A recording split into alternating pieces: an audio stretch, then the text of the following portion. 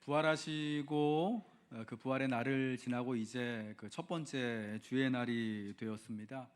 부활에 관한 그 말씀들을 보면 부활하신 예수님은 그 부활한 첫날도 그리고 그 다음번 여드레가 지나고 나서도 제자들이 모여 있는 곳에 부활하신 예수님이 나타나셨습니다. 유대인들이 두려워서 모인 곳에 문을 걸어 잠그고 있던 제자들 사이로 부활하신 예수님이 나타나시죠. 너희에게 평강이 있을지어다 하시고 숨을 후 내쉬시며 성령을 받으라.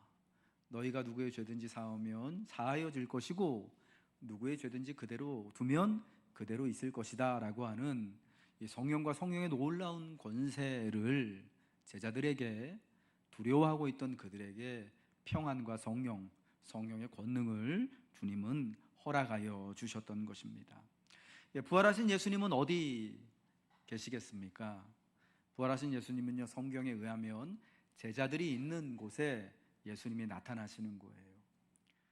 제자들이 있는 곳에 여드레가 지나서 도마도 그곳에 모여 있을 때 의심하는 그 제자 도마를 위해서 다시 한번 나타나시고, 그리고 이제 좀 세월이 흘러서 제자들이 다 갈릴리로 자기들 고향 땅으로 돌아갔을 때에 그날 그 아침 갈릴리 해변가에 예수님이 모닥불을 피워놓으시고 제자들을 위하여서 친히 아침을 마련하여서 먹여주시는 모습을 우리에게 말씀해 주십니다.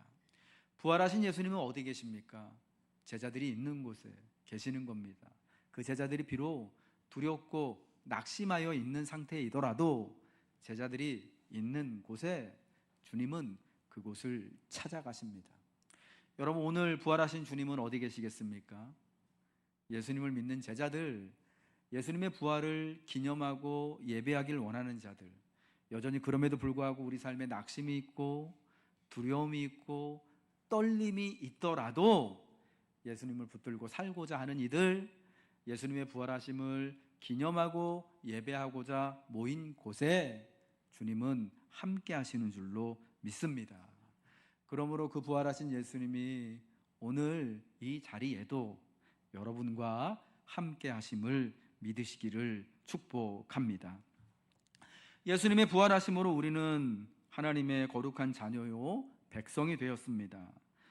하나님이 없이, 부활하신 예수님 없이, 그러므로 우리는 이제 더 이상 우리 스스로를 말할 수 없는 거예요. 하나님이 계시고 주 예수 그리스도께서 우리를 자유케 하시기 위해서 죄와 사망의 권세에서 자유케 하셔서 이제 자유로운 하나님의 구원 얻은 자녀 되도록 하시기 위하여서 부활하셨는데, 여러분, 그 주님을 빼고는 우리는 우리의 삶을 말할 수가 없는 거예요. 우리의 자유를 말할 수 없는 겁니다. 구원을 논할 수 없습니다. 삶을 논할 수가 없게 되는 것입니다. 오늘부터 저는 우리 하나님의 다스리심과 하나님의 나라를 살아가는 하나님의 거룩한 백성에게 주신 이 계명의 말씀, 우리에게 십계명의 말씀이라고, 십계명이라고 알려져 있는 이 말씀을 우리가 10번에 걸쳐서 함께 듣고자 합니다. 그래서 우리가 누구인지, 하나님과 우리의 관계는 어떠해야 하는지를 살펴보고 싶어요. 여러분, 우리가 잘 알고 있는 십계명이 출애굽기 20장에 나오고, 그리고 또 신명기 5장에 한 번 더 나오죠. 그래서 이 10가지 계명의 말씀이 출애굽기 20장과 그리고 신명기 5장에 계명의 형태로, 강령의 형태로 주어진 것을 우리는 십계명이라고 합니다. 근데 여러분, 십계명이라는 표현이 처음 등장하는 성경은 어디냐면 출애굽기 34장 28절에서 십계명이라고 하는 표현을 만납니다. 이는 히브리어로 아세렛 하 데바림이라고 합니다. 문자 그대로 번역하면 10가지 말씀이라는 뜻이에요. 계명 혹은 법으로도 해석이 되는데, 저 뒤에 있는 다바림, 데바림이라고 하는 단어가, 저 단어가 어떤 때는 광야가 되기도 하고요, 다바르 해가지고 광야가 되기도 하고, 어쩔 때는 저게 말씀이 되기도 하고 법이 되기도 하는 거예요. 근데 참 탁월하게도요, 하나님이 이 십계명의 말씀을 어디서 주십니까? 광야, 시내산에서 주시는 거거든요. 그러니까 하나님의 말씀은 광야에서 주신 말씀이 되는 거예요. 왕이신 하나님이 그분의 백성들에게 주신 법이 바로 우리에게 십계명이라고 알려져 있는 이 10가지 계명의 말씀들이 되는 것입니다. 여러분, 그 고대 세계에서 율법의 수여자, 법을 만드는 사람은, 법을 제정하고 선포하고 강제하는 사람은 누구였냐? 왕이었습니다. 지금은 누가 법을 만듭니까? 시민들의, 국민이라고 해야 되는, 이제 그 국민이라고 하면 옛날 그 제국주의 냄새가 나서 요즘엔 다 시민이라고 표현을 하는데, 시민들의 선택으로 의원들이 된 국회의원들이, 우리나라 같은 경우에는 국회에 모여가지고 나라에 필요한 법들을 제정하지, 입법하잖아요. 법을 만들잖아요. 그러니까 결국은, 그러니까 사실은 법을 만드는 국회의원 한 사람 한 사람들을 시민들이 직접 선거로, 국회의원 선거를 통하여서 뽑기 때문에 간접적으로라도 사실은 오늘 요즘 시대의 법은 시민의 힘으로, 우리가 뽑은 국회의원에 의해서 우리의 삶에 필요한 것들이, 이런 것들은 꼭 있어야 되고 수정이 되겠다는 것들이 법으로 제정이 되어지는 거예요. 국회의원이라고 함부로 막 법을 만들고 그럴 수가 없는 거죠. 그래서 뭐 아주 정말 삶에 되게 중요한 법을 끼치려고 하면은 몇 년에 걸쳐서 공청회도 하고, 시민단체의 이야기도 듣고, 교회 이야기도 듣고, 목회자들이 이야기도 듣고, 재계의 이야기도 듣고, 일반 소상공인들의 이야기도 듣고 하면서 노동법 같은 것도 만들고, 근로기준법 같은 것도 만들고, 교육에 관한 법령도 만들고 하는 거다라는 거예요.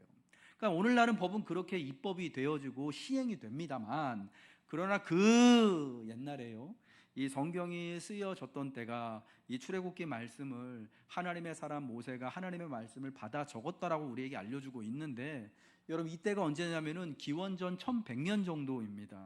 그러니까 지금 우리가 살고 있는 시대하고는 약 3100년 정도, 그냥 100년을 훅 뛰고 한 3000년 전에 그 세상, 굉장히 오래전 세상인 거죠. 그 고대 세계에서 법은 누가 만드냐? 왕이 만드는 거예요.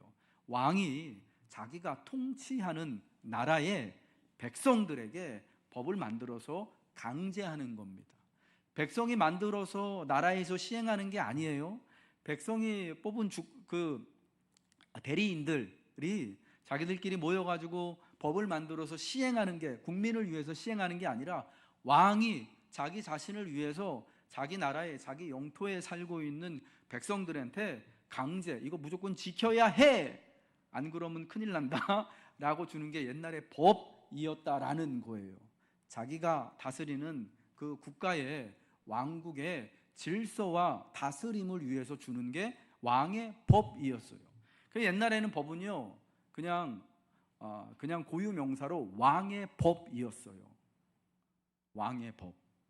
법이라는 것 자체가, 왕이 법이다라는 말 여러분 혹시 들어보셨는지 모르겠습니다. 그런데 이게 이제 근대 이후에는 뭐 저 유럽, 우리나라는 좀 형편이 다르지만 저 유럽에는 이제 막 근대 국가들이 생겨나면서, 시민 국가들이 생겨나면서 법이 왕이다라고 이렇게 좀 바뀌긴 했는데, 그 옛날에는요, 그리고 비교적 최근까지, 역사의 최근까지, 뭐 근대가 시작되어지는 16세기까지 왕이 곧 법이었어요. 법은 왕이 만드는 거였습니다. 여러분, 그러한 예를 우리도 성경에서 찾아볼 수가 있죠. 출애굽기에 나오는, 그때 애굽의 왕인 바로가 만든 히브리인들을 위한 산하 제한 법이 있었습니다. 여러분 기억하시죠? 출애굽기 1장에 모세의 출생을 이야기할 때 어떻습니까? 애굽의 왕인 바로가 딱 보니까 애굽에 살고 있는 히브리 사람들, 그때는 이름이 히브리 사람들이었습니다. 이스라엘이라고 안 불리고, 이 히브리 사람들이 보니까 점점 인구가 많아지는 거예요. 그러니까 어떻게 해요? 이 사람들 인구를 좀 이렇게 좀 산하를 제한하기 위하여서 일을 엄청 막 빡세게 시키잖아요. 그렇죠? 막 그냥 너무 피곤해가지고 밤에 그냥 쓰러져 자게끔. 그래서 자연스럽게 애를 못 가지게 이렇게 하려고 막 고되게 일을 시켰습니다. 근데도 불구하고 히브리 사람들이 아이를 너무너무 잘 낳아요. 그러니까 바로가 또 하나 법을 어떻게 만듭니까? 이제 히브리 사람들은 아이가 태어나면 여자아이면 살려두고 남자아이면 태어나자마자 즉시 죽여라 하고는, 여러분 지금으로 보면 말도 안 되는 법이, 여러분 이런 세상에 이런 진짜 못된 법이 어디 있습니까?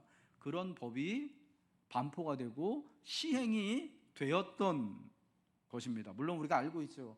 하나님께서 히브리 산파들에게 특별한 은혜를 주셔가지고 그럼에도 불구하고 히브리 여인들이 아들도 잘 낳고 딸들도 쑥쑥 잘 낳는 은혜를 베풀어 주셨고, 애굽의 왕 바로가 그것을 가지고 이 히브리 산파들한테 뭐라고 할 수 없을 정도로 하나님께서 그들을 보호해 주시고 번성해 주셨다라고 말씀하고 있는데, 아무튼 그런 말도 못하게 나쁜 법을 왕이 제정해서 시행할 수 있는 것이 옛날의 법, 고대 세계에서 왕이 만드는, 물론 왕이다 그러면 다 못된 법을 만드는 건 아니지만은 법의 수여자가 바로 왕이었다라는 것이고, 그래서 그게 어떤 법이든지 간에 태어난 내 아들이, 내 아이가 남자아이면 무조건 죽이든지 아니면 나일강에 떠내려 버려야 하는 이런 그런 정말 너무 비인간적인, 여러분 그런 반인륜적인 법이라고 하더라도 그 땅에서 사는 이상 어쩔 수 없이 눈물을 흘리면서 그 법을 지켜야만 했었다라는 거예요. 여러분, 이런 상황에서 하나님이 십계명의 말씀을 주셨다라는 것은 어떤 의미냐? 이제는 애굽의 왕인 바로가 히브리 사람들, 즉 이스라엘 사람들의 왕이 아니라 이 새로운 계명의 말씀을 주신 여호와 하나님께서 바로 이제는 이스라엘 사람들의 왕이시다라고 하는 선언이다라는 거예요. 하나님의 제사장 나라요 거룩한 백성이 되도록 구원하신 그 이스라엘 사람들에게 이 법을 주셔서 이제는 이 법대로 살아가도록 하나님이 명령하신 바로 그 하나님이 왕이시다라는 것을 알려준다라는 거예요. 이스라엘 사람들은요, 애굽 땅에 살 때에는 그 땅의 왕인 바로의 법과 명령을 따라 살아야만 했습니다.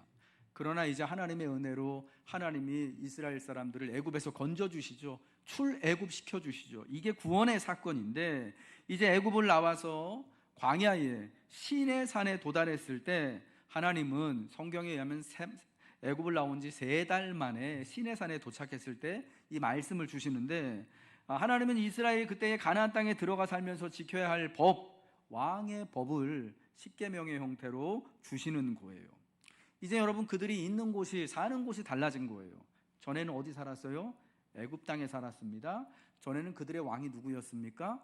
바로였어요. 내가 조건 실건 간에 바로가 왕이고, 바로가 하는 명령은 내가 도저히 못 따르겠어, 그래도 어쩔 수 없이 따라가야만 하는 그런 상황이었다면, 이제는 애굽에서 나왔습니다. 더 이상 애굽의 왕인 바로의 명령을, 법을 따르지 않아도 돼요. 이제는 여러분, 누가 그들의 왕입니까? 새로운 법령을 주신 하나님이 그들의 왕이 된 것입니다. 바로의 통치 아래 있지 않습니다. 애굽의 권세 아래 있지 않습니다. 세상의 다스림 안에 있는 것이 아니라 하나님이 지시하시는 땅에서 하나님이 인도하시는 곳을 향해서 살아가고 있어요. 이제는 하나님이 그들을 다스리시는 왕이시고 그들의 구원자이신 거예요. 그러니까 하나님이 부르시고 다스리는 땅에서 하나님이 부여하신 말씀을 듣고 순종하며 산다는 것은 어떤 뜻이냐? 하나님이 바로 나의 구원자요 나의 유일한 왕이심을 인정하며 그 다스림과 통치를 받아들이며 산다라는 의미가 되는 거예요.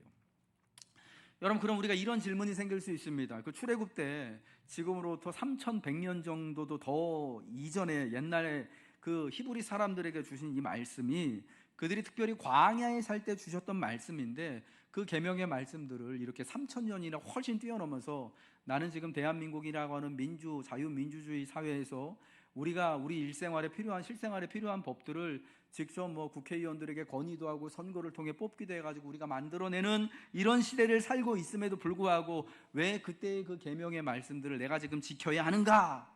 라고 하는 질문을 할 수가 있을 것입니다. 왜 그렇습니까? 그때의 이스라엘 백성들이 광야에서 하나님을 자신의 구원자로, 그들을 하나님께서 애굽에서 건져내어서 살리시지 않았습니까? 구원하시고 자유를 주셨잖아요. 그래서 그들이 하나님이 되신 것처럼 우리에게도 마찬가지로 하나님 아버지께서 그리스도 예수의 죽으심과 부활하심을 통하여서 우리를 하나님의 자녀요 거룩한 하나님의 제사장 나라와 같이 거룩한 백성으로 같이 부르셨기 때문에, 그때에 그들에게 하나님이 그들의 하나님이 되신 것처럼 오늘 예수를 믿음으로, 예수의 부활을 우리가 기억함으로 하나님이 우리의 아버지, 우리의 하나님이 되셨기 때문에 우리도 그 말씀을 3천여 년이나 세대를, 그 시간을, 공간을, 문화를 초월하는 그 말씀이지만 지금도 우리가 하나님의 말씀으로 붙들고 순종하며 살아야 한다라는 것입니다. 특별히 이 계명의 말씀들은요, 강령의 형태로 주어졌어요. 그리고 보편적 질서를 나타내고 있습니다. 너는 나를 위하여서 새긴 우상을 만들지 말아라. 안식일을 기억하여 지켜라. 부모를 공경해라. 이제 5계명부터 10계명까지요. 여러분, 어떤 시대나 어떤 문화권을 가든지 간에 여러분 동일하게 지켜야 되는 그런 질서이고 강령들인 거예요. 그래서 오늘 우리가 이 말씀을 그 옛날 이스라엘에게만 주신 말씀이 아니라 오늘 우리에게, 믿는 우리에게 똑같이 하나님을 믿는 우리에게 주신 말씀으로 알고 그 말씀을 하나님의 법으로 삼아 그것을 내가 하나님의 또 거룩한 백성이다, 또 하나님의 거룩한 제사장 나라와 같은 존재다 라는 믿음을 고백하며 지키게 되는 것입니다. 특별히 성경을 보면요, 우리는 십계명의 말씀이 보통 출애굽기 20장과 신명기 5장에 두 번만 나와 있는 것으로 생각을 하잖아요, 계명의 형태로. 그런데 여러분, 십계명은요, 이 10가지 말씀들이라고 제가 이제 번역을 했는데, 소개를 했는데, 이게 이 십계명의 말씀들은 계명의 형태로만 존재하는 게 아니라요, 서술의 형태로도 존재하고 있습니다. 십계명의 말씀이요, 두 군데만 있는 게 아니라 출애굽기 20장에도, 그리고 또 출애굽기 34장에도, 그리고 레위기 19장에도, 그리고 신명기 5장, 신명기 27장에 계속해서 등장하고 있어요. 때로는 계명의 형태로 뭐뭐뭐 해라, 뭐뭐 하지 마라. 때로는 그러나 서술에 사람을 살인한 자는 이렇게 처한다, 간음한 자는 이렇게 처한다, 짐승과 더불어서 나쁜 짓 한 사람은 이렇게 처한다, 이웃의 소를 훔친 사람은 혹은 해를 입힌 사람은 이렇게 처한다. 이게 여러분 다 십계명의 말씀들이 각각의 상황에 확장되어서 적용하여 가르치고 있는 또 다른 십계명의 형태다 라는 것입니다. 하나님은 왕이시고요, 이 계명을 받은 이들은 그분의 다스림과 통치를 따르는 하나님의 백성입니다. 예수님의 부활하심을 믿고 그분 안에 있는 구원과 생명을 누리길 원하는 이들은 모두 그분의 자녀이며 그분의 다스리심을 받는 백성이 되는 것입니다. 그렇게 오늘 우리도 이 십계명의 말씀을 우리를 위한 강령으로 하나님 나라의 질서로 믿고 하나님이 왕으로 다스리는 그 나라의 질서로 믿고 순종하며 따라 살아야 하는 줄 믿으시기 바랍니다. 특별히 이 말씀들이요, 이 계명의 말씀으로 십계명의 형태로 주어진 이유를 우리는 살펴보아야 할 것 같습니다. 제가 조금 전에 말씀드렸듯이 십계명이요, 특별히 이제 모세 오경이라고 알려져 있는 출애굽기부터 레위기, 민수기, 신명기, 여호수아, 신명기 말씀에 군데군데 이렇게 흩어져서 때로는 계명의 형태로, 때로는 서술의 형태로 다 이렇게 여러 군데 나타나 있는데, 가장 먼저 만나보게 되어지는 이 십계명의 형태가 계명의 형태로 출애굽기 20장에 시내산에서 받은 그 말씀으로 이렇게 10가지 계명으로 딱 분류가 되어져 있는 거죠. 여러분, 그 이유가 뭐냐? 이 계명들을 강령의 형태로 만들어서 계명들을 기억하기 쉽도록 하기 위해서입니다. 암송하기 용이하도록 하기 위해서인 거죠. 그러니까 다른 말로 하나님의 백성이라면 누구든지 간에 어린아이이건 또 학생들이건 청년이건 장년이건 노년이건 간에 이 말씀을 가장 쉽고 간결하게 암송하고 알고 삶에 적용하여 살아갈 수 있도록 계명의 형태로 주신 거다라는 겁니다. 그래서 출애굽기 20장의 십계명이 계명의 형태로 있게 되어지는 거예요. 우리가 교회에 처음 오면은 배우게 되는 웨스트민스터 소유리 문답은요, 전체 항목 중 40%가 넘는 분량 39번부터 81번이에요. 원래 소유리 문답이 교회에서 아이들을 가르치기 위해서 어린 신자들을 가르칠 목적으로 요리 문답을 만든 건데, 그 중에 40%가 넘는 분량이 십계명에 관한 것이에요. 왜 그러냐? 이 계명의 형태로 되어져 있는 것을 가르치고 배우기에도 용이하지만, 그러나 하나님 나라의 질서로서 하나님을 믿고 하나님의 다스림을 받는 하나님의 백성으로서 이 하나님의 다스림을 이렇게 우리 삶에 순종하고 지켜야 한다라는 그 질서를 가장 명확하게 보여준, 가장 분명하고 간결하게 보여주는 것이 바로 10가지 말씀, 출애굽기 20장의 십계명의 말씀이기 때문이다라는 겁니다. 여러분, 그 옛날 사람들은요, 대부분이 글을 몰랐어요.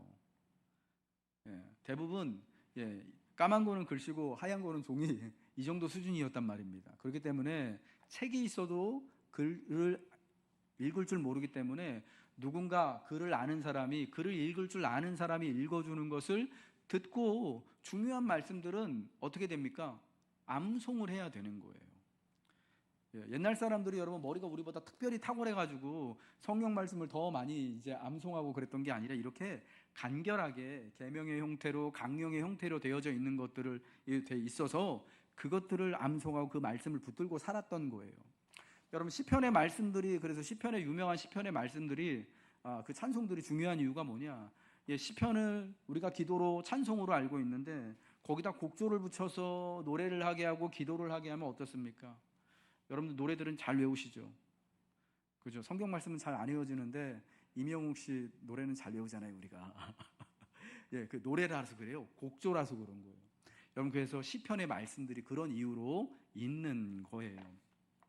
게다가 그 옛날 책은, 우리가 이제 성경에 기록된 책들이요, 옛날에는 파피루스 두루마리에 갈대를 이렇게 막 빻아가지고 거기다 글을 쓰고, 또 이제 신약 시대에 가면은 양피지라고 그러죠. 양이나 이런 짐승의 가죽에다가 그걸 말려가지고 거기다 글을 썼어요. 이런 종이가 없던 시절이니까요. 그리고 여러분, 그게 얼마나 비쌌는지 아십니까? 지금으로 치면은 집값만큼 비쌌어요, 책 한 권의 값이. 그러니까 일반 사람들이 글도 제대로 읽지 못하는데 성경을 소유하고 있다라는 것은 거의 불가능한 일이었죠. 그런데 어떻게 여러분 하나님의 말씀을 듣고 배우겠어요? 우리 구약 성경에 보면 에스라서에 보면은 학사 에스라가 바벨론 포로 귀환한 백성들을 앞에 광장에다 다 모아놓고 앞에 연단에 앉아가지고 이렇게 하나님의 율법의 말씀을 이렇게 가르치잖아요. 그러면은 그 백성들이 이제 중간중간에 서 있는 레위 사람들이 복창하면서 가르치잖아요. 이런 말씀들을, 계명으로 된 말씀들을요, 앞에서 읽어주면 중간중간에 서 있는 레위 제사장들이 같이 복창을 하고, 그들이 읽어주고 복창하는 내용을 앉아있는 백성들이 듣고 같이 또 따라하는 거예요. 그러면서 말씀들을 그들은 외우고, 그 외운 말씀을 가지고 하나님의 법대로 뜻대로 살기로 다짐하고 살아갔었던 것입니다. 사랑하는 교우 여러분, 참 그래서 저는 감사한 거죠. 이 십계명의 말씀이 계명의 형태로 있어서 이제 예수 믿는 사람들은 누구나 아마 교회 처음 오면은 새가족 교육할 때 혹은 또 세례 교육할 때 제일 먼저 공부하는 게 십계명 말씀일 거예요. 주기도문 암송하라 그러고 십계명 암송하라 그러고. 여러분, 그 십계명의 말씀이 20개나 100개 정도 됐으면은 우리가 아마 세례 공부하다가 혹은 새가족 공부하다가 중간에 포기했을지도 모를 겁니다. 그런데 10가지 계명으로, 강령으로 되어 있어서 누구나 듣고 쉽게 기억하고 암송할 수 있도록 해 주신 것이 참 감사한 거죠. 여러분, 그러니까 참 감사하죠. 생각해 보니까. 그러니까 여러분, 이 십계명의 계명의 말씀들을 여러분을 위해 주신 말씀인 줄 알고 잘 암송하시고 기억하시고 그 말씀대로 살아가시기를 축복합니다. 특별히 오늘 우리가 본 십계명의 서문, 오늘 십계명의 첫 선포는요, 나는 내 하나님 여호와니라 라고 말씀하고 있습니다. 이 서문은 율법의 형태로 되어 있지 않아요. 너 뭐뭐 해야 된다, 너 뭐뭐 하지 마라, 이게 아니에요. 그러나 율법을 이해하는 매우 핵심적인 중요한 역할을 합니다. 유대교에서는요, 이 서문을 십계명의 첫 번째 계명으로 이해합니다. 우리는 너는 나 외에는 다른 신들을 내게 두지 말라를 1계명으로 보잖아요. 그죠? 그런데 원래 유대교에서는 이 서문 2장 2절, 20장 2절, 나는 너를 애굽 땅 종되었던 집에서 인도하여 낸 내 하나님이 여호와니라, 이거를 1계명으로 본다라는 거예요. 왜냐하면 그게 그 십계명 전체를 이해하는데 매우 중요하기 때문에 그런 거예요. 십계명의 정신을 이해하기 위한 가장 중요한 부분으로 평가하기 때문에 유대교에서는 이것을 십계명의 첫 번째 계명으로 보고 종교개혁자인 칼빈 역시도 그와 같은 견해를 가지고 있었습니다. 우리 한번 본문 1절과 2절 말씀 한번 읽어볼까요? 시작. 하나님이 이 모든 말씀으로 말씀하여 이르시되 나는 너를 애굽 땅 종되었던 집에서 인도하여 낸 내 하나님 여호와니라. 이 십계명의 서문은요, 두 가지를 우리에게 알려줍니다. 첫 번째는 구원과 율법의 관계를 알려줍니다. 그러니까 하나님이 나의 구원자이심을 알려주시는 거예요. 구원이 율법보다 먼저임을 알려줍니다. 이 서문은 여호와께서 애굽 땅 종되었던 곳에서 그들을 인도하셨음을, 건져내셨음을 선언합니다. 애굽에서의 탈출이 바로 구원의 사건입니다. 그러니까 율법은 구원 이후에 주어지는 겁니다. 하나님이 그들을 건져내신 구원자이십니다. 하나님은 이스라엘 사람들을 애굽에서 건져내신 다음에 그 이후에 이 율법을 그들에게 수여하시는 겁니다. 그러니까 율법 순종이 구원을 가져오는 것이 아니라 구원받은 자에게 율법이 주어지는 것입니다. 애굽 땅 종되었던 곳에서 바로의 통치와 바로의 법에 복종하며 살아가던 사람들이 이제는 애굽 땅에서 그들을 건져내신, 그 구원하신 하나님의 다스리심과 하나님을 새로운 왕으로 섬기며 그분의 법에 따라서 사는 거예요.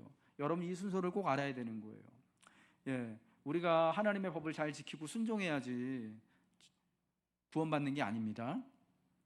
하나님 뜻대로 살아야 구원받는 게 아닙니다. 이거 또 이러면 또 이렇게 또 오해하실 수 있는 분들이 있는데, 먼저 하나님의 은혜로 구원받은 거예요.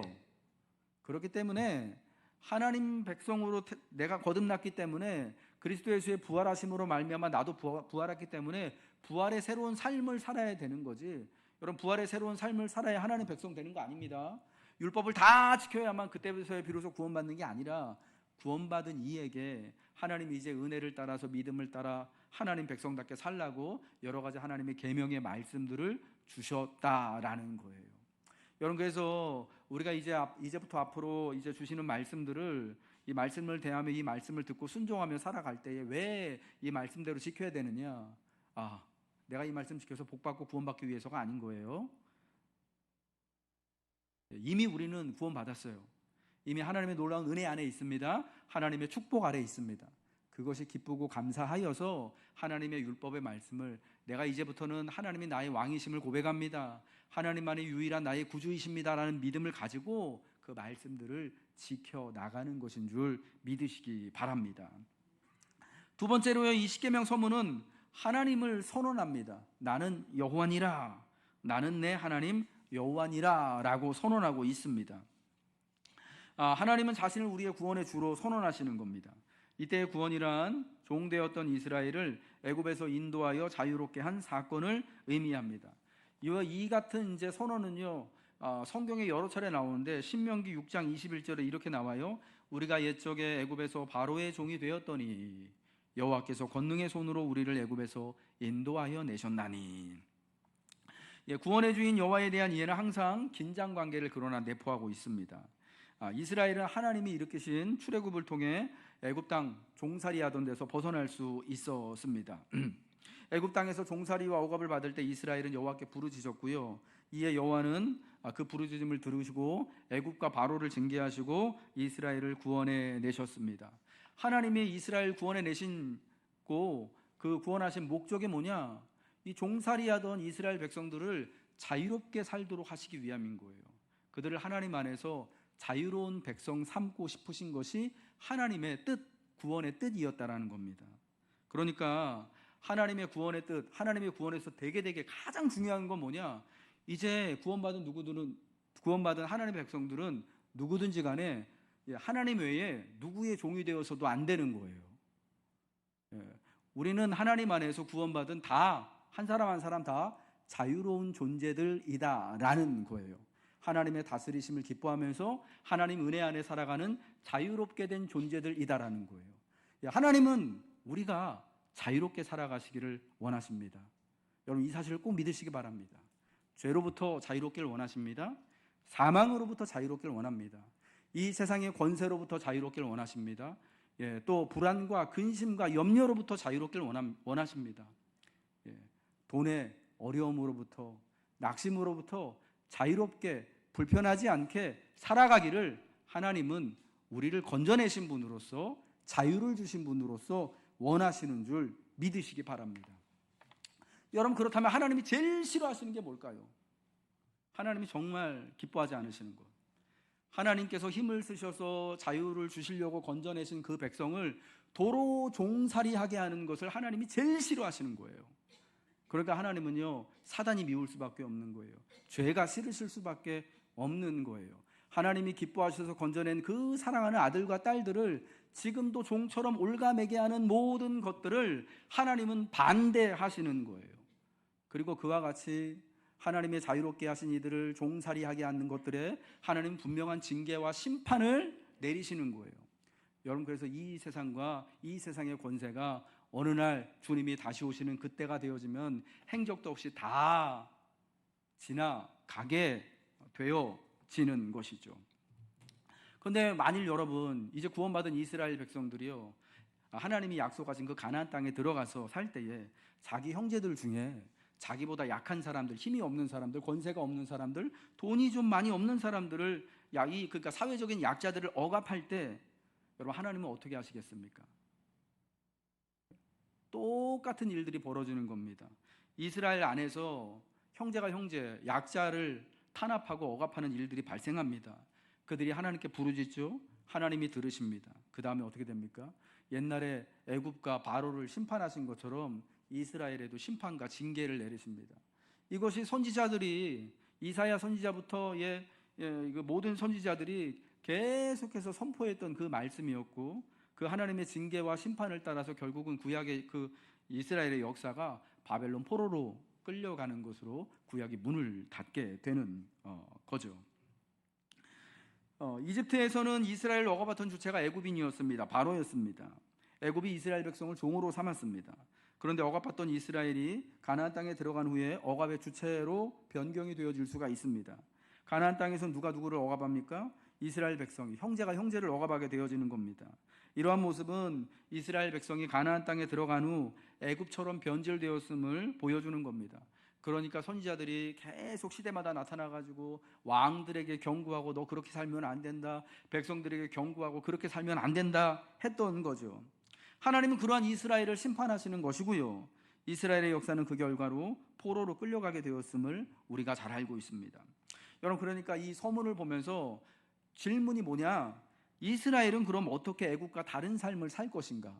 하나님의 자유롭게 되어진 자녀로서, 백성으로서 그럼 우리는 어떻게 다른 삶을, 저 애굽의 바로와 다른 삶을 어떻게 살 것인가 하는 거예요. 어떻게 살아가야 되느냐? 하나님이 우리를 건져내신 이유가 뭐라고요? 자유롭게 하시기 위해서. 우리는요, 그러므로 자유로운 삶을 살아야 됩니다. 이 세상에 누구에게도 종이 되어서는 안 되는 거죠. 하나님 외에는 우리가 어디에도 얽매이거나 종살이를 해서는 안 되는 것입니다. 율법은 하나님의 구원을 경험한 이스라엘 백성이 가나안 땅에서 살아갈 삶의 방식을 규정합니다. 하나님을 우리를 구원하시고 다스리신 구원의 왕으로, 유일한 왕으로 섬기며 그분의 말씀하신 대로 살아가는 것이 구원받아 자유로운 그분의 나라를 살아갈 백성들의 삶의 모습이고 사명이어야 합니다. 이제 말씀을 마치겠습니다. 하나님은 모두를 구원하셨습니다. 우리 모두를 건져내셨습니다.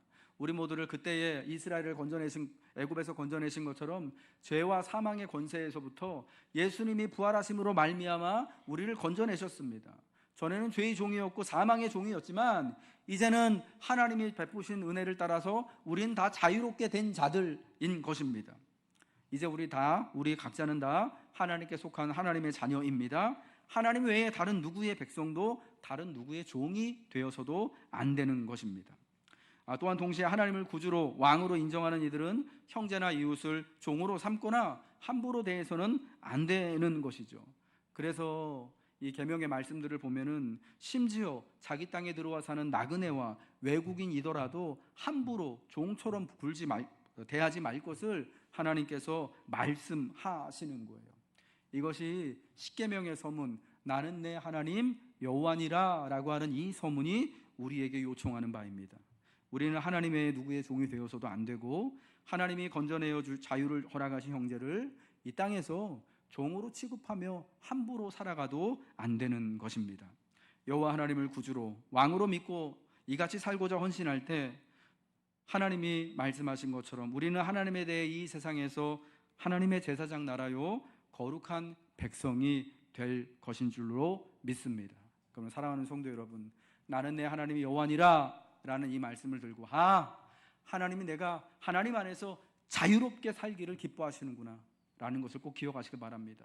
그런데 이 자유가 내 마음대로 내가 하나님 없이 함부로 살아가는 것이 아니라 하나님 안에서, 하나님의 은혜 안에서, 하나님이 정하여 주신 그 질서 안에서 자유롭고 수고롭게 살아가는 것 되시길 주님의 이름으로 축복합니다. 하나님이 여러분을 자유롭게 하십니다. 죄로부터, 사망으로부터 자유롭게 하시기를 축복합니다. 이 세상의 권세로부터 자유롭게 하시기를 축복합니다. 낙심과 불안한 마음으로부터 자유롭게 하시기를 축복합니다. 부족한 물질과 돈의 권세로부터도 자유롭게 살아가시기를 축복합니다.